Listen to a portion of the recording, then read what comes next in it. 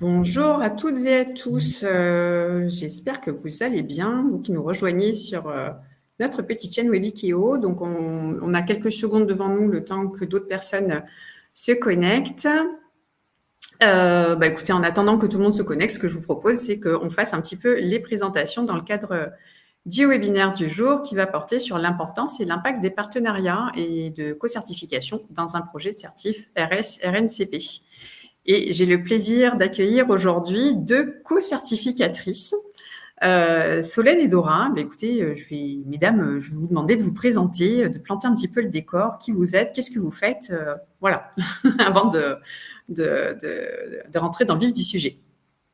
Tu y vas, Dora, ou j'y vais? Comme tu veux. Bon, je vais le faire. Alors, bonjour à tous. Donc, nous, on est co-certificatrices depuis maintenant bientôt 1 an. Donc, on a travaillé en fait toutes les trois pour la réalisation de notre dossier et on a une certification qui est inscrite au répertoire spécifique de France Compétences dans le domaine du maquillage semi-permanent. Et donc, on a notre certification jusqu'à fin 2026. Donc, on a eu la durée de 3 ans. Voilà, c'était une première demande d'enregistrement. Hein, voilà. Exactement. Donc, nous, on est plutôt dans le monde de la beauté, donc le maquillage permanent. Il y avait très peu de certificateurs à ce jour. Là, on est un peu plus, il me semble qu'on est 7. Et du coup, on est les seuls à être co-certificateurs. Oui, voilà. On est les seuls à être 2.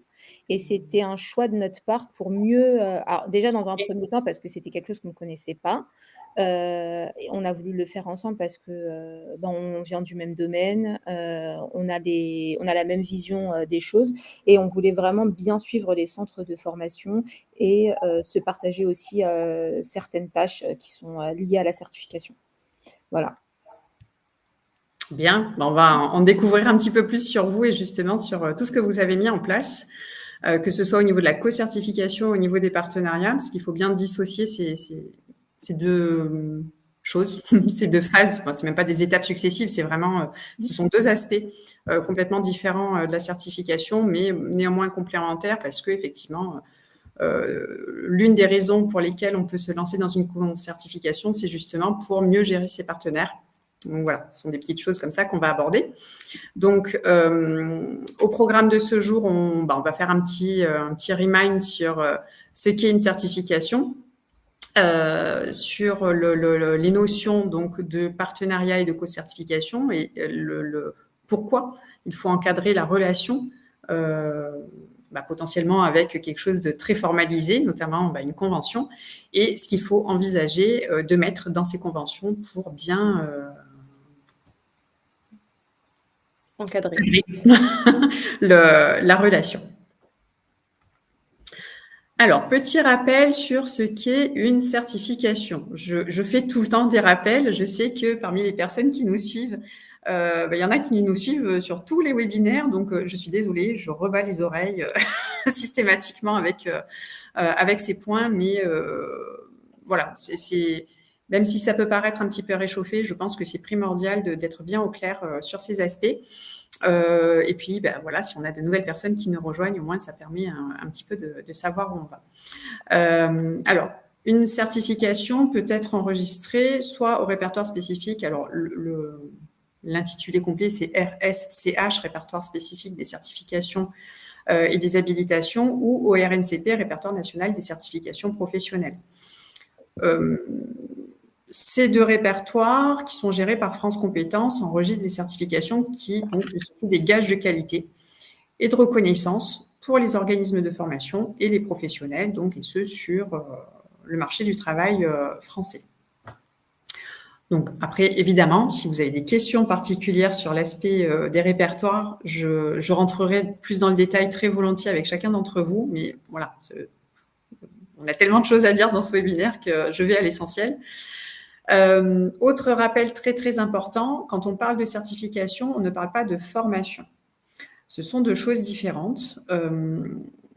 Ce que les programmes de formation, les évaluations formatives, les supports pédagogiques sont à la formation, eh bien, tout ce qui est référentiel, modalités d'évaluation, critères d'évaluation, procédures d'assurance qualité le sont à la certification. Donc, Ils sont complémentaires, ces deux aspects, formation et certification. La formation, c'est l'étape qui va préparer à la certification. La certification, elle, c'est l'étape qui va vérifier que les compétences sont acquises. Voilà, donc petit mémo donc, que vous retrouverez du coup sur le support qui vous sera accessible, que vous pourrez retrouver en téléchargement libre donc, dans la petite case webinaire sur la chaîne Webiteo.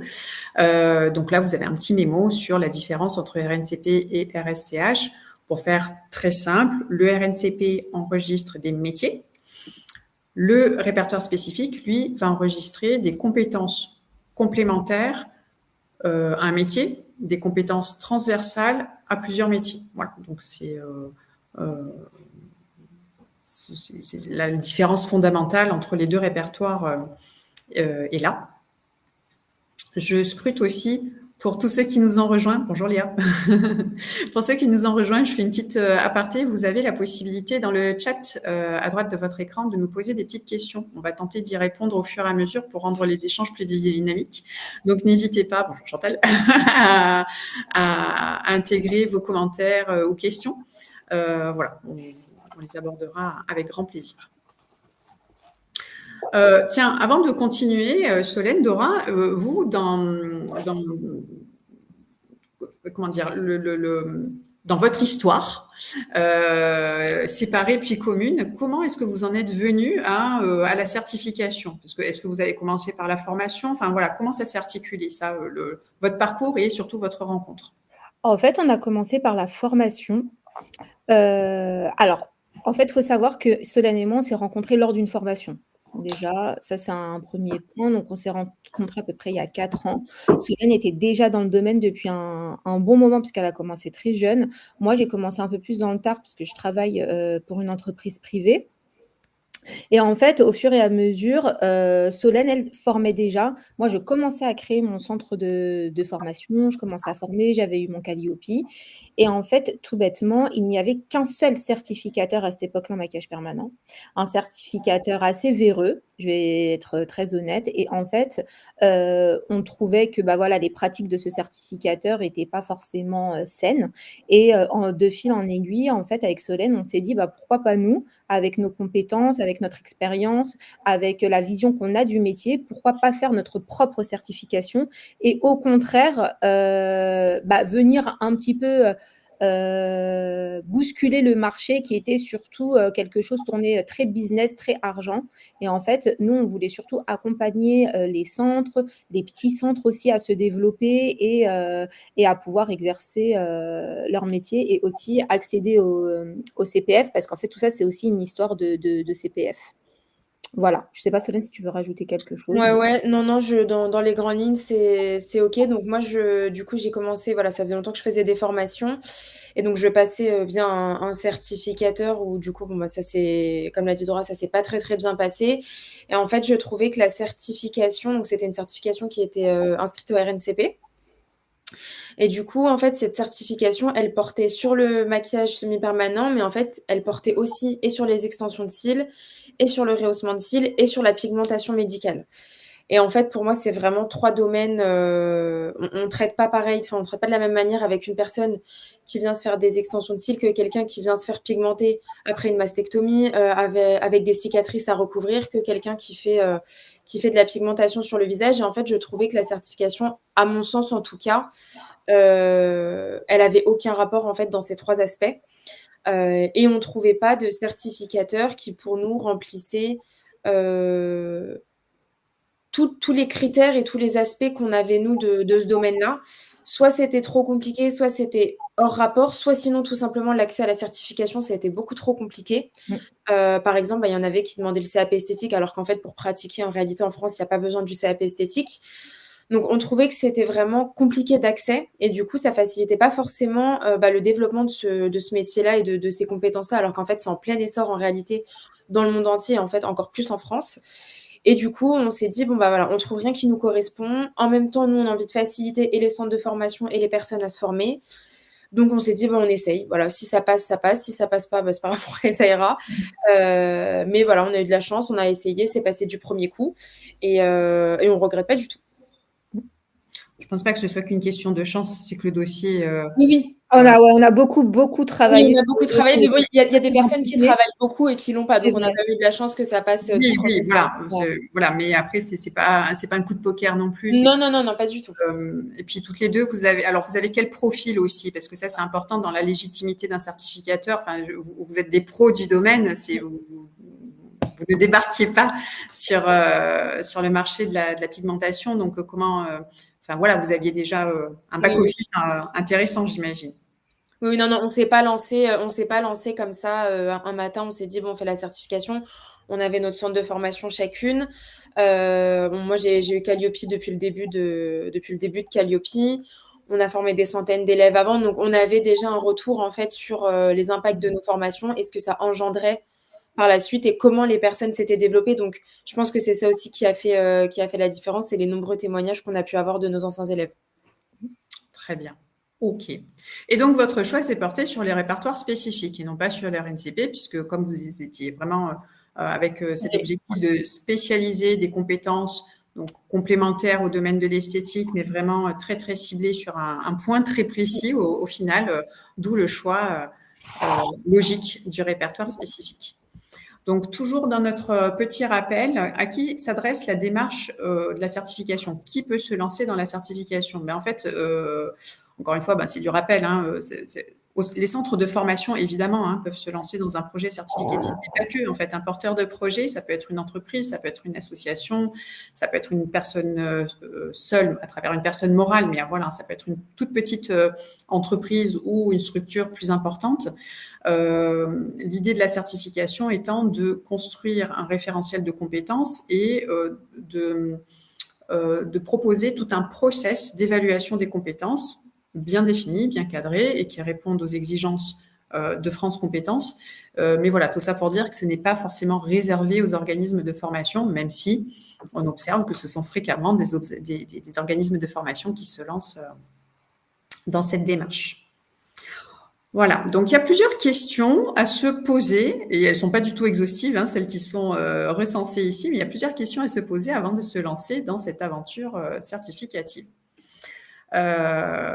Déjà, en quoi ça consiste? Mais là, il faudrait un autre webinaire, voire plus tout entier, voilà, pour bien réexpliquer et reprendre en quoi consiste la démarche. Mais au-delà de ça, c'est quand je me lance, quand j'y vais, c'est allez, comment je fais?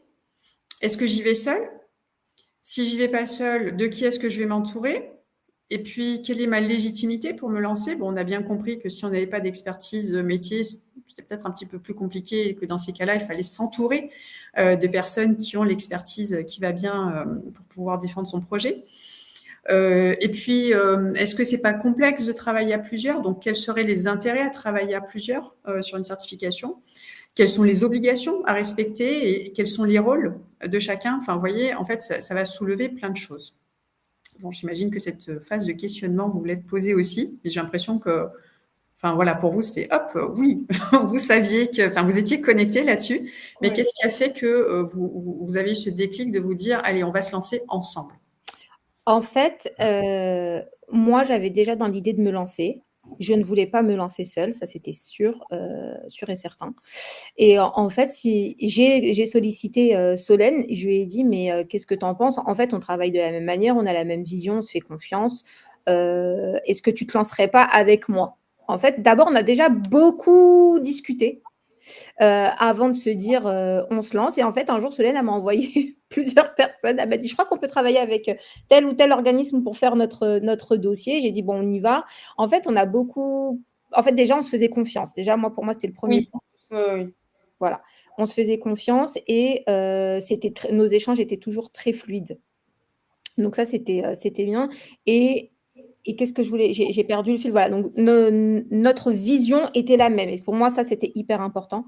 Après, en termes de qui fait quoi, quels sont les rôles, honnêtement, ça s'est fait un petit peu petit à petit. Au final, on a le même rôle, on fait les mêmes choses. On a à peu près 19 partenaires. On s'est réparti les partenaires pour mieux les gérer. Par contre, chaque problème est discuté ensemble. Chaque questionnement ou chaque interrogation pour X ou Y partenaire est discuté ensemble. Et chaque décision est prise ensemble. Exactement. Voilà, ça, c'était vraiment très important pour nous de garder ce lien. On n'est pas chacune de notre côté. On est quasi tous les jours au téléphone ensemble, ou sinon par message. Voilà. Donc on travaille vraiment en synergie totale. Mais après, c'est vrai que, voilà, comme disait Dora, elle se voyait pas se lancer toute seule. Moi non plus. Déjà, bon, parce que c'est quand même un investissement en temps, en argent, mais en fait, c'est surtout le temps. C'est vrai que quand on a un centre de formation, on fait aussi des prestations à côté. En fait, on le sait pas forcément, c'est vrai, avant de faire la certification, mais gérer une certification, c'est vraiment très long, très compliqué. C'est faisable, mais ça demande du temps. Moi, je me doutais que ça demanderait du temps, mais c'est vrai que j'avais pas idée que ça demanderait autant de temps. Et ben, à l'heure actuelle, je me dis heureusement que je l'ai pas fait toute seule. Je sais même pas si elle existerait encore la certification si j'étais toute seule, parce qu'en fait, c'est vraiment long et c'est à deux, c'est plus rassurant et on a plusieurs avis. En fait, on fonce pas forcément tête baissée.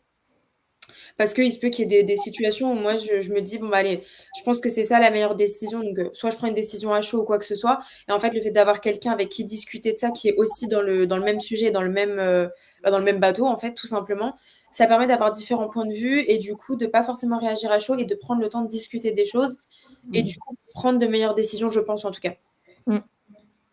Bon, donc, vous êtes sur la même longueur d'onde, ça fonctionne. Tout va bien. Voilà, c'est une affaire qui roule. C'est ça. Ok, très bien. Alors, justement, abordons à présent les différences entre partenaires et co-certificateurs. Alors, j'en suis venue à l'idée de ce webinaire simplement parce que j'entends et je comprends qu'il y a des confusions possibles entre ces deux aspects, simplement parce qu'ils sont peut-être pas tout à fait connus quand on souhaite se lancer dans un projet de certification. Donc, autant les clarifier.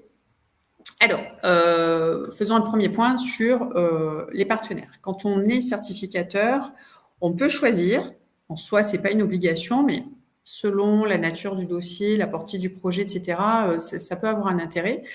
On peut décider d'avoir un réseau de partenaires. Un réseau de partenaires, c'est un réseau de structures à qui on va confier deux aspects possibles de la certification. Le premier, ça va être de préparer des candidats aux épreuves, c'est-à-dire finalement de les former, donc de former des apprenants en vue de passer la certification.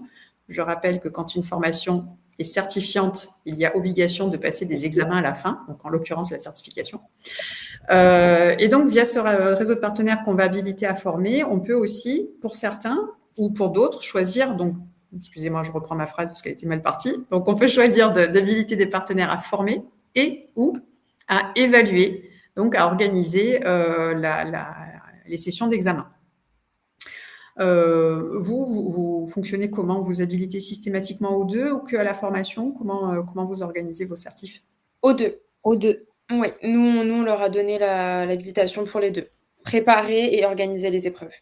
Voilà. Par contre, on les a, excusez-moi Katarzyna, on les a encadrés, c'est-à-dire qu'on leur a donné la façon de faire pour encadrer leurs évaluations avec des documents qui sont communs à tous les partenaires et également des PV juridiques qui doivent nous retourner. Et s'ils ont des questions sur leurs évaluations, à ce moment-là, on se fait un call et on explique exactement la manière de faire. Voilà, c'est très structuré. Et ça, c'est hyper important parce que si ça présente l'avantage certain de pouvoir déployer, je pense que je l'ai mis juste après, voilà les avantages. Donc, ça vous permet de déployer, ne serait-ce que géographiquement, votre certification, donc de toucher plus d'apprenants et de candidats, surtout si... Alors, admettons, si on est sur une certification qui doit se dérouler à 100% en présentiel, ça sous-entend que les gens doivent se déplacer pour passer la certification, alors que si on a un réseau de partenaires, du coup, ça permet de délocaliser non seulement la formation, mais aussi potentiellement les épreuves, et donc ça permet de toucher un plus grand nombre de personnes. De la même façon, ça offre une visibilité. C'est un petit peu comme pour les franchises, hein, plus la franchise est étendue, plus ça renforce la notoriété, peut-être aussi dans certains cas, en tout cas c'est ce qu'on espère, l'image du certificateur. Donc ça permet d'avoir une reconnaissance plus solide du dispositif, encore une fois, à condition que tout ça soit bien structuré. Alors, après, Là où il y a des avantages, forcément, il y a aussi certaines limites, certains inconvénients. C'est que si parmi les partenaires, il y en a qui sont pas tout à fait dans les clous, soit parce que parfois c'est pas de la mauvaise volonté, c'est simplement que il y a certains, forcément. voilà, ils sont pas, peut-être qu'ils n'ont pas été suffisamment bien briefés aussi par le certificateur ou parce que ils sont nouveaux dans leur rôle de formation. Enfin bref, on peut imaginer toutes sortes de cas de figure. Eh bien, s'il y a des ratés, par exemple, si la formation déroulée ne correspond pas tout à fait à l'intitulé de la certification. Enfin voilà, c'est un exemple parmi tant d'autres. Je le cite parce que c'est un cas de figure qu'on observe assez fréquemment. Eh bien, il y a tout simplement un risque pour le certificateur, s'il ne prend pas les mesures nécessaires pour recadrer les choses, eh bien, de perdre tout simplement sa certification. Mais bon, vu le temps, l'énergie, les ressources aussi qu'on met là-dedans, on n'a pas spécialement envie de le perdre. Est-ce que vous avez quelque chose à nous raconter à ce sujet-là, peut-être? Alors, nous, on est assez proche des partenaires, c'est-à-dire qu'on les a déjà souvent au téléphone et surtout, nous, on a mis dans nos contrats, et ça, je le conseille, c'est des audits.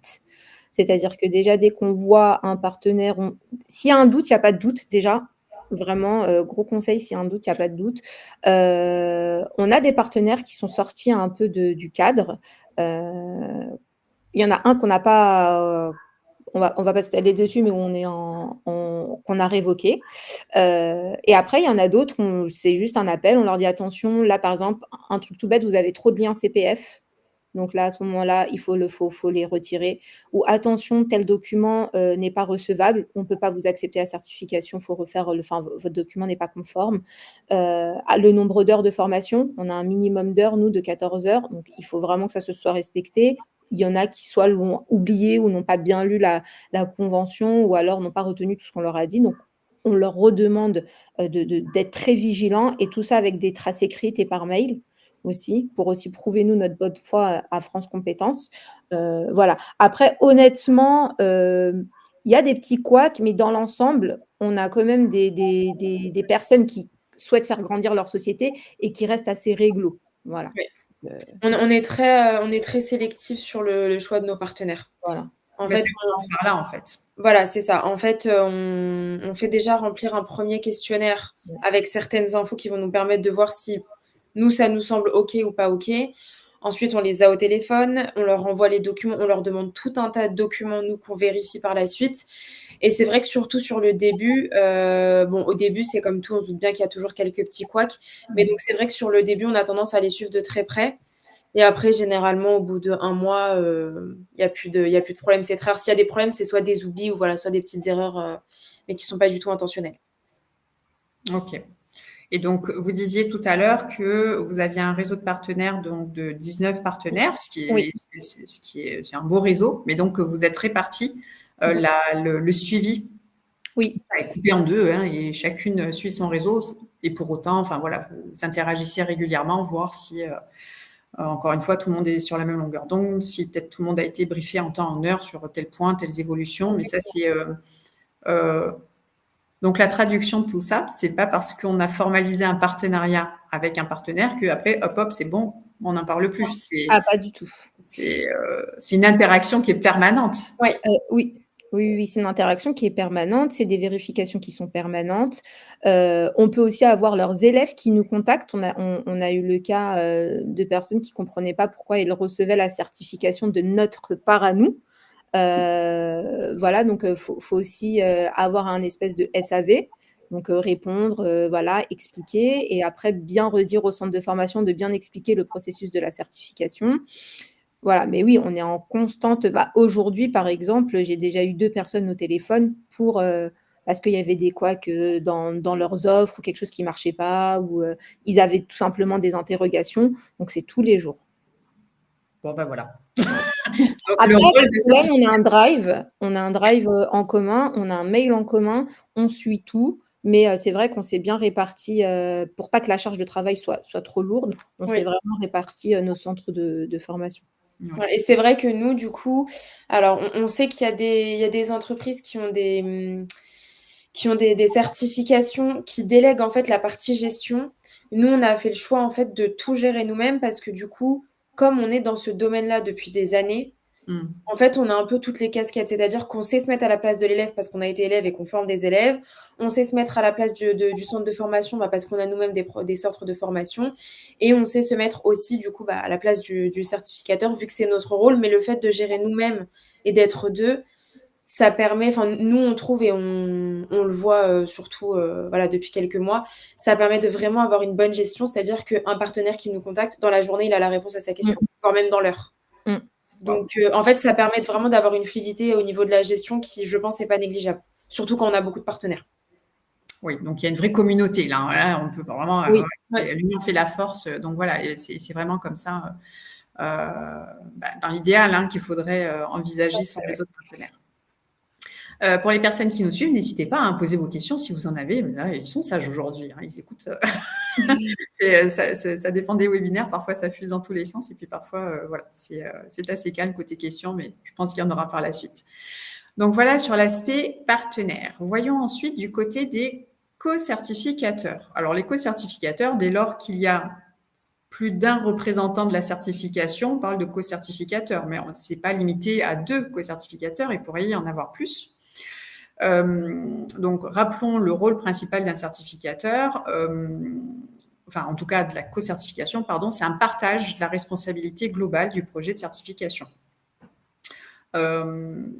Quand on dit partage, c'est soit que les deux assument les mêmes rôles, soit potentiellement qu'il puisse y avoir une répartition des rôles. Bon, généralement, les deux ont les mêmes rôles. C'est important, en tout cas, que l'ensemble des rôles du certificateur soit assimilé par les différentes parties. L'avantage, ça va être de mutualiser quelque part les compétences et les expertises. Ça va être aussi peut-être un gage, de cette mise en commun d'expertise et de compétences, ça va être une espèce de garantie aussi pour France Compétences au moment de la demande d'enregistrement. Mais comme vous l'avez finalement très bien illustré avec vos propos, c'est aussi s'appuyer l'un sur l'autre, parce que parfois on a moins le temps, parce que parfois on a des interrogations, parce que parfois il y a des galères qu'il faut affronter ensemble. Donc c'est dans une certaine mesure, c'est votre petit réseau à vous qui vous permet de vous appuyer l'une sur l'autre. Oui.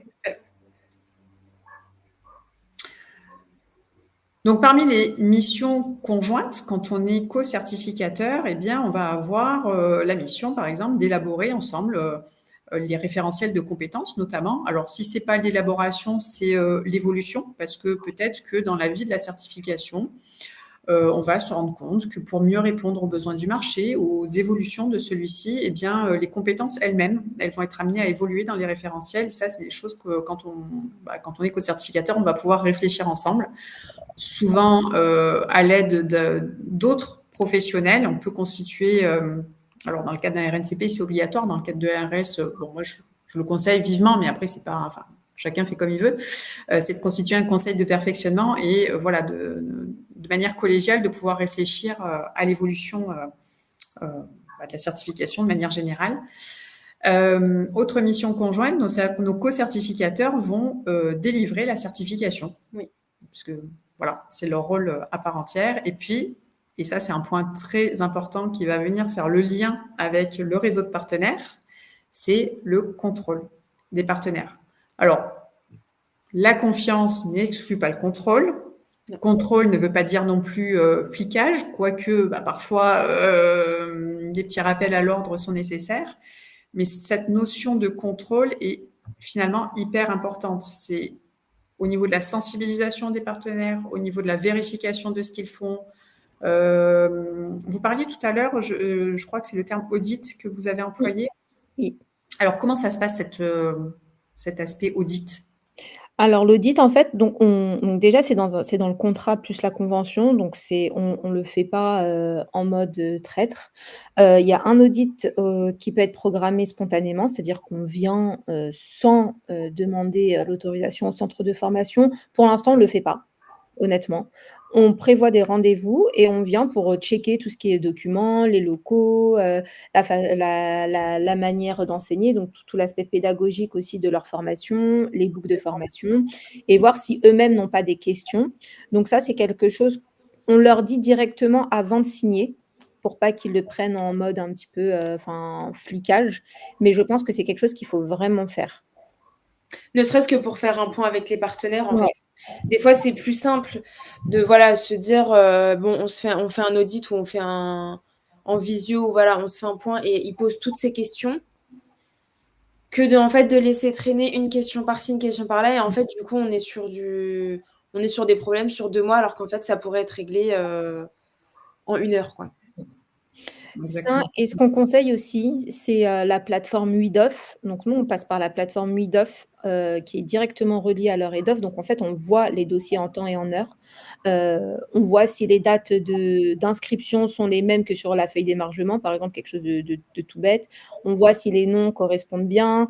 Voilà, donc cette on voit aussi, la réalité, c'est-à-dire qu'en fait, vous allez avoir des centres de formation qui vont peut-être pas vous déclarer tout leur formation. Alors que là, c'est relié, Ça permet d'éviter la fraude en fait au niveau voilà, de la exactement. et même pour les centres de formation, du coup, c'est plus simple pour eux parce qu'ils ont juste à déposer les documents sur la plateforme plutôt que d'envoyer par email où il faut faire un zip, il faut compresser, c'est compliqué. Et eux, du coup, ça leur permet de pouvoir retrouver pour tous leurs élèves qui ont passé la certification. En fait, ils ont la liste avec tous les documents, le parchemin de réussite. S'il y a des remarques à faire sur les documents, on peut le faire directement en laissant un petit commentaire. C'est vraiment plus simple en fait pour tout contrôler. On passait pas par ça au début. Et en fait, bon, plus on a eu de partenaires et plus on s'est dit que par mail, ça devenait compliqué à gérer. Donc, on a changé notre méthode de fonctionnement. Exactement. Et c'est un gage de qualité pour France Compétences qui va vraiment voir qu'on suit bien les dossiers et qu'on est vraiment regardant sur chaque centre de formation.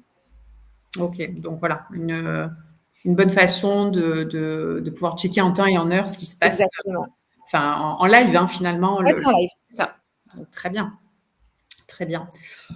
Donc voilà, vous, en tant que co-certificateur, eh bien, ce sont vos 2 structures, vos 2 noms qui apparaissent sur la demande d'enregistrement, enfin sur la demande, sur l'enregistrement, parce que maintenant la fiche est active sur le site de France Compétences. Et donc, voilà, pour ceux qui se lanceraient, parmi ceux qui sont avec nous dans un projet de certification, au moment de la demande d'enregistrement, effectivement, on va mettre les coordonnées finalement. J'ai un petit conseil par rapport à ça. S'il y a des co-certificateurs qui veulent se lancer à 2, s'ils sont sûrs de vouloir tout faire à 2, c'est mieux de créer une seule société pour tout centraliser.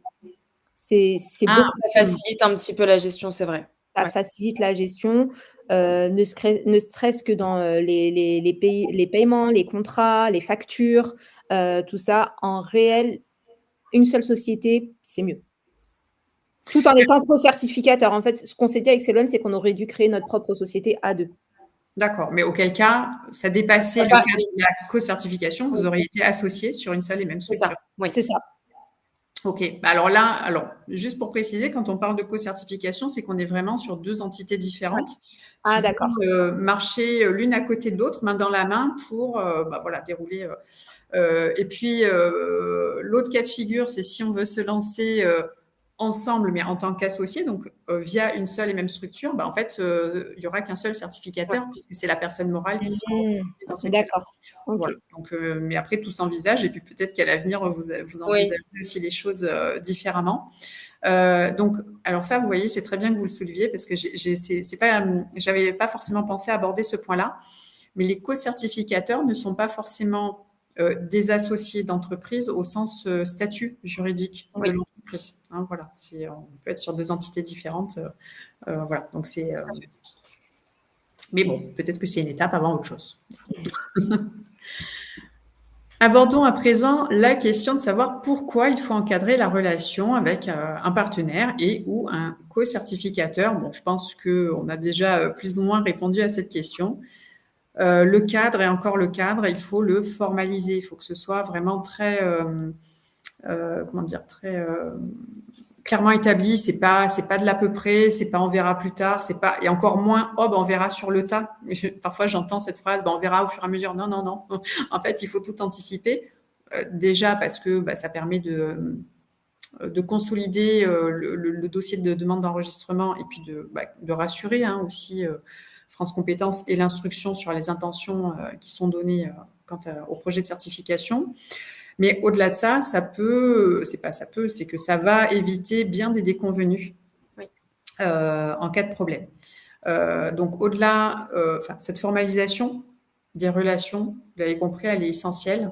Au-delà de l'impact direct sur la qualité et la crédibilité du dispositif certificatif, c'est tous les enjeux vraiment de la structuration et surtout le déploiement sur toute la vie certificative qui va être cadré. Une convention, un contrat, c'est fait pour ça. C'est vraiment pour délimiter le périmètre d'action des différents intervenants. Et puis, si toutefois le périmètre en question venait à être dépassé, non respecté, eh bien, on va aussi envisager dans cette formalisation ce qui va se passer. Donc, c'est-à-dire comment, potentiellement, on va se séparer d'un partenaire, c'est ce que vous évoquiez tout à l'heure, ou aussi peut-être mettre un terme à la collaboration entre co-certificateurs, parce que ça, c'est une autre possibilité aussi.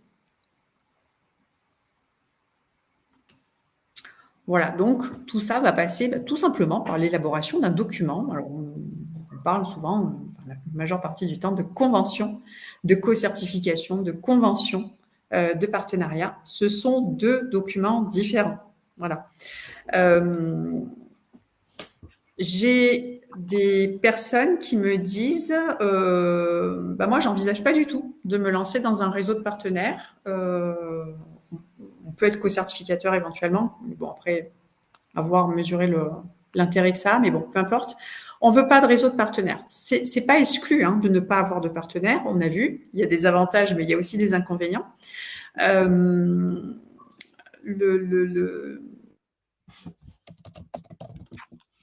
En tout cas, à mon sens, c'est d'anticiper la possibilité qu'un jour, ça puisse être le cas. Ça veut dire que même si on n'a pas de réseau de partenaires, le fait de réfléchir à « et si un jour je voulais un partenaire, qu'est-ce que je mets comment je le formalise ?» Eh bien, on réfléchit déjà à cette convention, on l'élabore et voilà. Comme ça, en cas de changement d'avis, on aura tout ce qu'il faut pour pouvoir se lancer.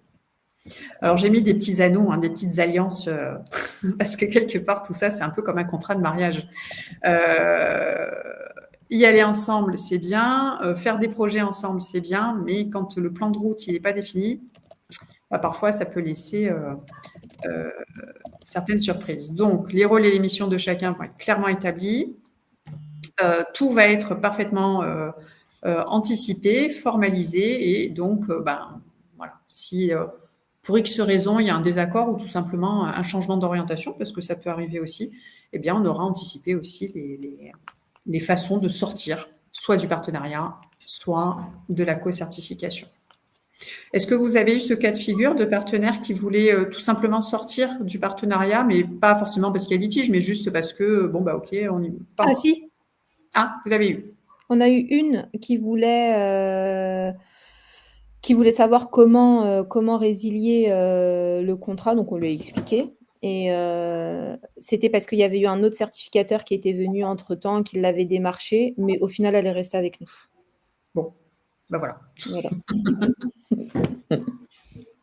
L'histoire ne dira pas forcément pourquoi, mais bon, peut-être que ça laisse présager quelque chose comme c'était mieux organisé ici, donc je suis restée. Bon, voilà. À voir.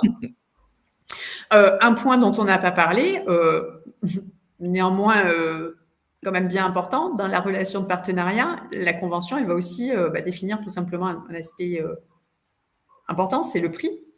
Les conditions, bien sûr, et le prix de l'accès à la certification, parce que ça aussi, ça permet de cadrer et de projeter son modèle économique quand on souhaite se lancer dans le partenariat.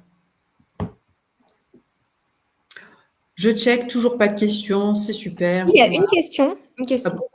Ah, j'avais pas vu. De Chantal, mais j'ai pas très bien compris la question. Cela veut dire quoi, une seule société, ses statuts? Alors ça, c'est quand on n'est pas... Alors du coup, on n'est plus dans de la co-certification. C'est si on avait... voilà, dans le cas de Dora et de Solène, si Dora et Solène, demain, voulaient lancer un nouveau projet de certification et finalement se dire, plutôt que d'avoir chacune notre société séparée et donc d'être co-certificatrice, on crée une société commune, donc n'importe quoi, une SARL par exemple, on va être associés. Alors, il y aurait peut-être une majoritaire, une minoritaire, peu importe, sur cette société. Et donc, elles vont constituer ensemble une seule et même personne morale, auquel cas, elles ne sont plus co-certificatrices puisqu'elles sont associées dans une structure. Donc, voilà la différence entre co-certificateurs, c'est deux personnes morales qui marchent ensemble, main dans la main, mais avec des structures séparées. Là où, lorsqu'il n'y a qu'une seule société, il n'y a pas de co-certification, c'est une seule et même certification. J'espère que je suis claire cette fois à l'explication. Continuons notre cheminement, cette fois, en abordant ce qu'il faut envisager dans les conventions. Alors, la convention, donc, un document rédigé dans lequel on va mettre toutes sortes de clauses. Attention sur ce que je vais dire maintenant. Je ne suis pas juriste, je ne suis pas avocat spécialisé dans la rédaction de contrats ou quoi que ce soit. Moi, je vais vous parler là des grandes lignes de ce qu'il faut inclure dans une convention de partenariat ou de co-certification. Il est hyper important, à mon sens, de faire vérifier le contenu de ce que vous allez mettre comme clause dans ces conventions par quelqu'un dont c'est le métier. La formalisation, j'entends, et toute la portée que ça peut représenter, parce que les lois évoluent, parce que il y a peut-être des cadres qui nous consultants nous paraissent évidents, parce que dans la logique de la formation, de la certification, on va penser à ça et ça et ça, mais la portée juridique, elle peut aller bien au-delà. Donc attention, tout ça, ce sont des pistes, des suggestions. Mais après, ça peut évidemment être renforcé, et puis ça peut être renforcé au cas par cas, parce que toutes les conventions ne sont pas, c'est pas des modèles qu'on duplique comme ça à l'infini. Nous, sur cette partie, c'est Solène qui s'en est occupée avec une juriste, parce que comme elle avait quand même plus d'expérience que moi dans le centre de formation, où elle avait vraiment aiguillé la juriste, où elle a fait plusieurs allers-retours avec elle pour vraiment bien ficeler cette partie. Et du coup, nous, on a fait aussi un contrat et une convention, on fait signer les deux. Je ne sais pas pourquoi on fait signer les deux, mais je pense que c'est mieux. Donc, on fait signer les deux. Et ça, vraiment, c'était... oui. Je pense qu'il faut que quelqu'un s'y connaisse. En fait, le contrat, c'est vraiment sur le partenariat. Le contrat qu'on fait signer, en tout cas, ça porte vraiment sur notre partenariat entre l'organisme de formation et nous. La convention, c'est vraiment sur le déroulement de notre partenariat. En fait, voilà, c'est plus, plus ça. Et les deux ont été faits et checkés par une juriste. Voilà. Donc, vous voyez comme quoi c'est une manière de faire et qui est très bien, voilà, qui est une bonne façon. Et en fait, là aussi, le message que je souhaite faire passer, c'est que déjà, cette convention, que ce soit sur la co-certification ou le partenariat, c'est pas quelque chose à prendre à la légère. Et en plus, c'est propre à vos structures. Et est-ce que, encore une fois, les portées que vous voulez donner à vos projets. Tiens, on a un petit sondage aussi qui apparaît, si vous voulez bien répondre au petit sondage en parallèle de la... Alors, il n'est peut-être pas encore apparu de votre côté, il va apparaître. Un petit sondage. Il est apparu, super. En tant que certificateur ou potentiel certificateur, qu'est-ce qui vous paraît le plus compliqué dans cette histoire d'aventure? Nous, ça nous permet un petit peu aussi de vous situer et potentiellement de créer un webinaire pour répondre à ces problématiques. Je reviens. Alors, Chantal, vous avez précisé une autre question. Alors, attendez, il va falloir que je rembobine. Oui, mais quel avantage? C'était encore plus rigide, j'imagine. Non. Alors, l'avantage de quoi? De travailler ensemble, peut-être d'être associés sur la même structure? C'était peut-être ça la question. Alors, si c'est ça la question, je pense que c'est... alors, là, Dorène... j'ai fait le mix de vos prénoms. Dorène. Solène.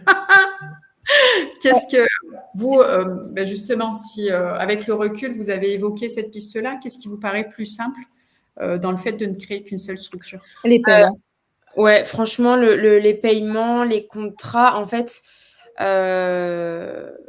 on se répartit les partenaires, mais parfois on est obligé de switcher, voilà, pour une gestion en interne qu'on a mise en place. Et c'est vrai que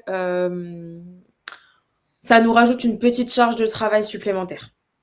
Ok. Donc, si tout était recentré dans une seule société, en tout cas dans notre cas, après, je pense vraiment que ça dépend de la relation que les co-certificateurs ils ont.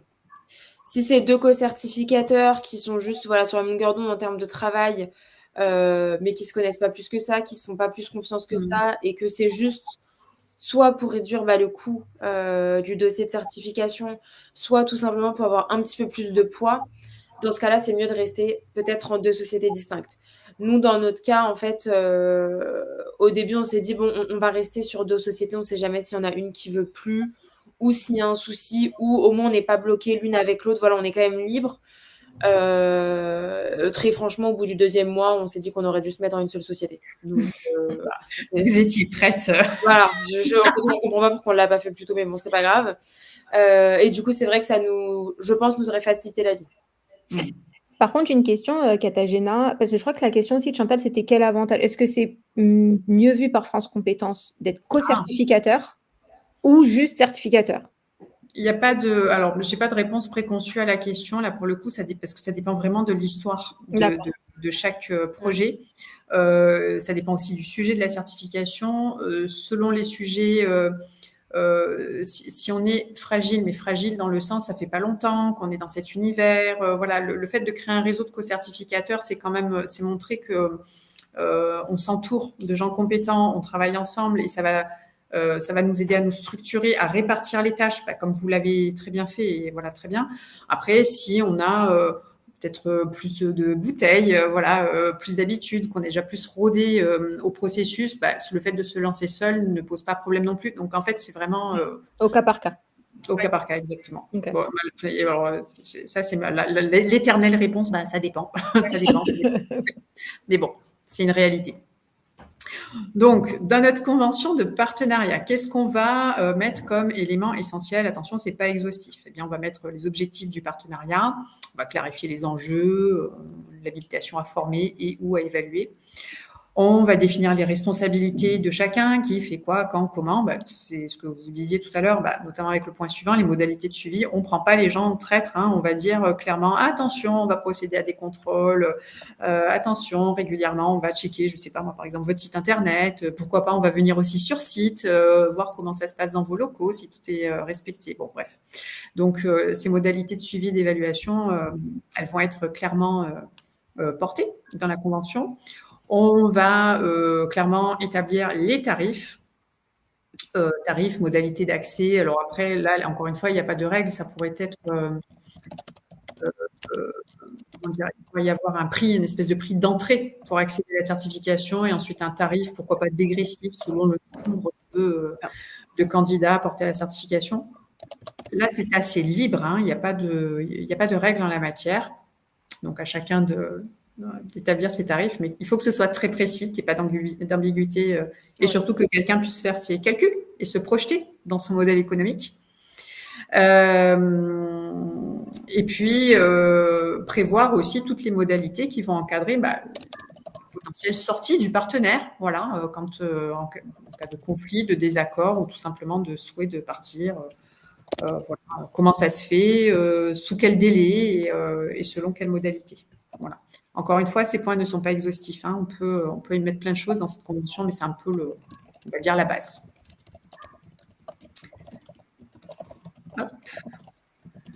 Avant de passer à l'aspect, je vais passer à l'aspect co-certification, puis après on va voir la petite question de Clara. Alors, côté convention de co-certification, là, on va reprendre un peu les points qu'on a cités, mais on va mettre dans cette convention les engagements mutuels entre co-certificateurs. Une fois de plus, on va définir les responsabilités. Qui fait quoi, quand, comment. On va se répartir, on va clairement définir les modalités d'organisation des jurys de certification et potentiellement qui le fait, comment il le fait, ou peut-être tout simplement comment il le délègue. Tout le processus de suivi contrôle qualité. Encore une fois, quand je dis qu'on anticipe tout, mais c'est vraiment ça, on anticipe tout, et puis c'est le plan d'action, c'est dans quel ordre on le fait, entre quelle période et quelle période. Et voilà, on va se tenir à ce plan-là. Certains verraient là-dedans une espèce de contrainte. Pour d'autres, et je pense que c'est comme ça qu'il faut le voir, en fait, c'est un pré-mâchage du travail, de tout ce qui va venir. Une fois qu'on est intégré, qu'on est enregistré, eh bien, il suffit de prendre les éléments des conventions et puis de suivre à la lettre ce qui est écrit. Voilà, et puis après, toujours pareil, hein, les différentes clauses en cas de rupture de notre contrat de mariage. Voilà, qu'est-ce qui se passe quand un co-certificateur veut être libéré de ses fonctions? Eh bien, là encore, il faut prévoir ces points. Clara nous demande, Solène Dora, comment avez-vous réussi à surmonter l'administratif? Par exemple, lorsqu'on est seul, qu'est-ce que vous conseillez au-delà d'un associé? L'administratif, il est très long au début. C'est le temps de prendre le pli, en fait, et de trouver sa méthode de gestion et de fonctionnement. Exactement. Après, pour nous, WIDOF, c'est indispensable. Ouais. Ça fait vraiment gagner du temps et ça facilite vraiment. Exactement. Par exemple, des grilles d'évaluation, voilà, des documents uniformes à tous vos partenaires, c'est beaucoup plus simple. Ça aussi dans un deuxième temps. Et après, honnêtement, même si vous êtes seul, moi, je dirais ne pas prendre trop de partenaires. Oui. Dans un premier temps, le temps de vraiment se faire la main, de bien comprendre les rouages. Voilà, c'est pour ça que nous, au final, on en a 19. Ça peut paraître beaucoup, mais on en gère 9 chacune à peu près. Voilà. Donc, ça, c'est important. Et les premiers mois, on n'avait pas autant de partenaires. On s'est autorisé l'ajout de partenaires une fois que dans nos têtes, c'était OK, qu'on savait comment gérer et on n'a pas voulu se mettre trop d'un coup. Sachant que les premiers mois d'une certification, je pense que c'est partout pareil, dans tout dans la vie. Les premiers mois, c'est une adaptation aussi à faire et à mettre en place des deux côtés. Et après, pour toute question hyper technique, nous, on a gardé Katagena en consultante. Donc, on avait déjà fait 2 rendez-vous où là, on lui demandait est-ce que là, c'est bien ce qu'on a fait? Est-ce que c'est pas bon? Qu'est-ce qu'on doit ajuster? Avoir aussi un soutien de quelqu'un qui a fait votre dossier, c'est hyper important à mon sens dans tous les débuts de la certification ou même qui vous accompagne. Dès qu'on a une question, on book 1 heure avec Katagena, on lui demande tout, elle nous explique tout. Et après, on est beaucoup plus serein et c'est parti. Donc ça, c'était hyper important pour nous. Surtout, pour moi, c'est la personne qui a géré votre dossier. Elle doit rester dans votre spectre. C'est hyper important. Merci. C'était pas de la pub, désolée, mais c'est réel. C'est bon à prendre. Bon, après, je précise que sur ce dossier-là en particulier, je n'étais pas seule, on était 2. Oui, avec Sabine, qu'on remercie. Voilà, et puis bon, voilà, après, c'est toujours un plaisir quand on est consultant aussi, de pouvoir échanger avec ses pairs. Mais au-delà de ça, voilà, En fait, disons que le plus dur, c'est après. On a tendance à penser que le plus compliqué, c'est faire le dossier, etc. Et pas du tout. Bon, ben voilà. Voilà. Donc, en fait, c'est vrai que quand on débute, le fait d'avoir quelqu'un qui s'y connaît et qui a géré plusieurs certifications et le fait de ne pas être tout seul, en fait, ça permet dès le début d'avoir directement un bon cadre de travail. Parce qu'en fait, si on n'avait personne, peut-être qu'actuellement, on serait encore en train de faire des erreurs, on ne serait même pas au courant. Donc, au-delà d'un associé, pour répondre à la question, je ne sais pas si c'est nécessaire. Par contre, pour nous, c'est indispensable d'avoir un logiciel de gestion. Déjà, ça facilite vraiment. D'avoir des documents, pour que ce soit pour les évaluations, l'organisation des évaluations, tout ce qui est procès-verbal, voilà, grille d'évaluation, les questionnaires, toutes ces choses-là. Un document type à donner à tous les partenaires, ça évite des incompréhensions et ça évite de devoir chercher trop d'infos. Et d'avoir quelqu'un dans son cercle et dans son réseau qui puisse être dispo pour checker que tout est OK et vers qui on peut se tourner si on a une question, un problème, un doute ou quoi que ce soit. Voilà. Et puis après, ce qu'il faut garder à l'esprit, c'est que la même question peut appeler plusieurs réponses. Parce qu'encore une fois, ça dépend du contexte, de la structure. Exactement. Bon, enfin voilà. Et je précise ça parce que parfois, On vient à moi en me disant, voilà, alors un tel, il m'a dit ça, mais vous dites l'inverse. Mais en fait, c'est parce que moi, je parle d'une situation et l'autre personne nous a parlé d'une autre situation. Donc voilà, il faut aussi contextualiser. Oui. Parce que voilà, on peut parler des grandes lignes, comme on fait là en webinaire, mais après, dans le détail, voilà, il faut aller creuser. Clara, elle a reposé une question. C'est super clair, merci. Vous avez un outil digital spécifique pour vous aider. Nous, on utilise WeDoc. Après, il y en a plein. Il y a Certif Pro, il y a MyCertif. Voilà, nous, on a choisi WeDof. Et après, on a un drive commun avec Solène. Voilà. Ok, ce qui vous permet encore une fois, en live, de savoir toujours ce qui s'y passe, le suivi, etc. Et beaucoup de transparence. On aime bien travailler comme ça aussi. Voilà. Ouais, ça aide. En fait, on fait en sorte que tous les logiciels qu'on utilise, on puisse avoir les infos toutes les deux en même temps, tout simplement parce que, voilà, moi, par exemple, au mois de mai, j'étais en vacances tout le mois de mai. Du coup, il fallait que Dora puisse reprendre mes partenaires et inversement, quand Dora elle est en vacances, il faut que moi, je puisse reprendre la main sans avoir à faire 20 000 manips pour retrouver les documents, sans avoir à me dire, alors, ce partenaire, qu'est-ce qu'elle lui a dit, qu'est-ce qu'ils ont fait, je sais pas. Donc, en fait, le fait d'avoir WeDof, ça nous permet de gérer vraiment tout l'administratif. Et le Drive, c'est vraiment plus sur la partie relation avec le partenaire. Ok. Voilà. Donc, hyper intéressant aussi. S'il y a des partenaires qui sont intéressés pour rejoindre de co-certificatrices, voilà, au moins, tout est bien clair, tout est bien cadré. Donc, c'est plutôt une bonne chose. On va approcher de la fin de notre webinaire. Alors, en termes de bonnes pratiques, comme ces dames l'ont très bien dit, former les partenaires, briefez-les vraiment. Dès que, alors c'est vraiment dès le départ, c'est au moment où un potentiel partenaire vous contacte en disant j'aimerais bien faire partie de votre réseau. Ok, très bien. Mais alors voilà, nos conditions c'est ça, ça et ça. Est-ce que venez, on va checker, je sais pas moi par exemple votre programme de formation, on va bien vérifier que il prépare bien à la certification. Parce que peut-être que ça nécessitera d'ajuster le contenu, de rajouter des modules, ou au contraire d'en retirer parce que ça n'a rien à voir avec la certification.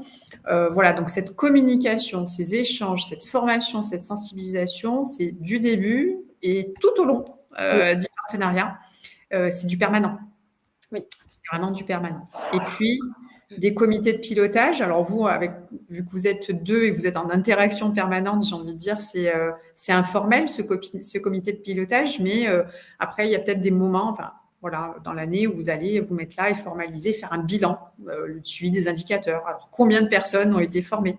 Combien de personnes ont passé la certification? Combien de personnes ont réussi la certification? Et alors, du coup, quel retour pouvez-vous nous faire de ces bilans que vous faites à partir de vos indicateurs? C'est qu'il faut bien former vos partenaires. Parce que quand on vérifie les dossiers, on se rend compte qu'il y a beaucoup de personnes qui n'ont même pas lu la convention, déjà, dans un premier temps. Donc, ça, on se rend compte aussi que ça peut aller très vite. Vous avez des partenaires qui ont 30 formations par mois, 40, d'autres 2. Ça permet voilà, aussi de voir quels sont vos plus gros partenaires, lesquels vous devez plus suivre, les prioriser. Ça, c'est important. Ça nous permet aussi de faire un bilan sur toutes les certifications qu'on a données. On se fait un point. S'il y a des documents, par exemple, je dis une bêtise, le document, je ne l'ai pas très bien compris, j'ai appelé Solène, qu'est-ce qu'on fait? On donne la certification, on ne la donne pas, on redemande à refaire la certification, l'évaluation. Voilà, donc tous ces bilans-là, on les fait assez régulièrement. On fait peut-être même quasi une fois par mois. Ouais, j'allais dire 1 à 2 fois par mois. Ouais, En fait, l'idée, c'est vraiment de ne pas laisser trop traîner. Parce que sinon, en fait, on se retrouve vite submergé. Ouais, exactement. Très bien. Et là, il y a une dernière question de Clara qui disait quel a été le moment déclencheur qui a fait que vous vous êtes lancé dans le dossier. En fait, nous, on avait beaucoup de demandes concernant le financement CPF. On voulait le faire depuis longtemps, mais c'est vrai qu'on a eu une demande grandissante de financement CPF. Et encore une fois, on ne trouvait pas de certification et certificateur qui correspondait à notre vision des choses à nous. Donc, puisqu'on ne trouvait pas, on l'a créé. Voilà. Simple. Elles l'ont fait. Voilà. Voilà. Donc, au final, le bilan, le fin mot de l'histoire, que ce soit du partenariat ou de la co-certification, et alors peut-être mention plus pour le partenariat, c'est génial, c'est top à mettre en œuvre, Oui. ça renforce le réseau, la visibilité, mais la condition, c'est d'être hyper rigoureux, Oui. à la fois sur les conditions qui sont mises en place et la mise en œuvre. Ça, c'est voilà. Et tout n'est pas si rose. Si l'appel du modèle économique se fait entendre, il faut être bien, bien au fait que derrière, ça demande beaucoup de travail. Vous en êtes les témoins. D'investissement, oui. Voilà, donc voilà, ça demande un investissement complet. Voilà. Nous arrivons à la fin de notre petit webinaire. Si vous avez des petites questions qui résident encore, n'hésitez pas à nous contacter directement pour aborder ces points. Là, vous avez les petites coordonnées qui s'affichent. Vous retrouvez également, comme d'habitude, le replay ainsi que le document, le support dispo sur la chaîne Webikeo. Merci beaucoup à ceux qui étaient présents. Merci beaucoup à ceux qui nous regarderont peut-être en différé. Et surtout, merci beaucoup à toutes les deux. Merci à vous. Merci à tous. Merci à tous. Bon courage dans vos certifications. On vous le souhaite. En tout cas, c'est une belle aventure. Oui. Merci beaucoup, mesdames. Merci. Bon après-midi, tout le monde. Au revoir. Au revoir.